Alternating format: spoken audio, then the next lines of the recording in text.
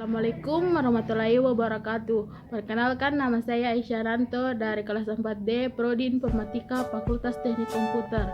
Di sini saya akan membawakan materi tentang switching. Baiklah, langsung saja kita ke pembahasan materinya. Pengertian switching. Switching adalah melakukan suatu proses hubungan antara dua pelanggan telepon sehingga keduanya dapat berbicara satu sama lain. Contoh sederhana dari switching yaitu hubungan komunikasi dua pesawat telepon secara langsung, hubungan dengan N pelanggan, hubungan sejumlah pelanggan telepon yang banyak secara langsung tidak efisien karena dibutuhkan saluran yang besar jumlahnya dan jaringan akan menjadi rumit. Sistem switching dibangun dan diletakkan antara pelanggan-pelanggan tersebut yang dikenal sebagai central exchange. Untuk N pelanggan hanya diperlukan N saluran untuk menghubungkan pelanggan. Penghambatan suatu pelanggan cukup dengan menghubungkan pelanggan tersebut ke sentral.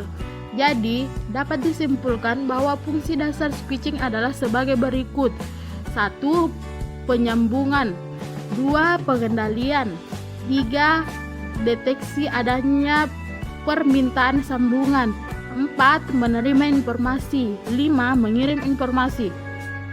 Latar belakang. Kelemahan switching adalah interkoneksi jaringan hanya dapat digunakan oleh panggilan tersebut, sehingga link yang harus disediakan harus banyak. Informasi dalam jaringan paket switched umumnya berupa data non-real time atau walaupun data real time pun sudah dapat direalisasikan seperti VoIP dan lain-lain. Namun pada prinsipnya jenis informasi yang paling dominan berupa data yaitu tekstual, gambar atau image, video klip dan lain-lain. Sinyal analog dan sinyal digital. Sinyal analog adalah sinyal pemanfaatan gelombang elektronik, proses pengiriman suara. Misalnya pada teknologi telepon dilewatkan melalui gelombang elektronik ini. Pengertian lain dari sistem analog merupakan bentuk dari komunikasi elektronik berupa proses pengiriman informasi pada gelombang elektronik dan sifat variabel serta berkelanjutan. Suatu konflik gelombang dimulai dari voltage 0 kemudian menuju voltage tinggi dan turun hingga voltage rendah dan kembali ke voltage 0. Sinyal digital merupakan hasil teknologi yang mengubah sinyal tersebut menjadi kombinasi ututan bagian 0 dan 1 secara putus-putus atau detached. Untuk proses pengiriman informasi yang mudah dan cepat dan akurat, sinyal tersebut disebut sebuah bit. Signalis berdasarkan pemakaian kanal. CAS atau Channel Adjusted Signalis atau pensinyalan kanal yang disesuaikan. 2. Sinyal berdasarkan fungsi.